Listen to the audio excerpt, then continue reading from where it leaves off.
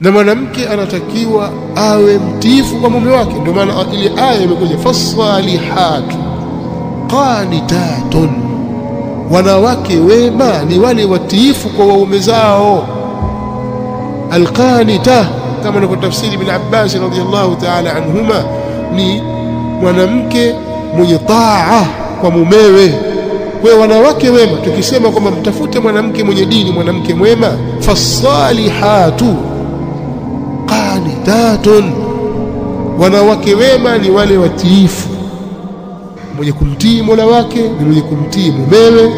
Hafidhatul lilghaib, wanaowalinda na kuwahifadhi waume zao wakiwa hawapo. Hata kama wewe haupo, atakulindia heshima yako, atakulindia nyumba yako, atakulindia mali yako, atakulindia watoto wako. Huyu ndio mwanamke mwema.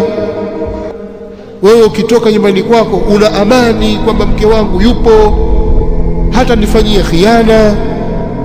Hafidhatul lilghaib bima hafidha Allah,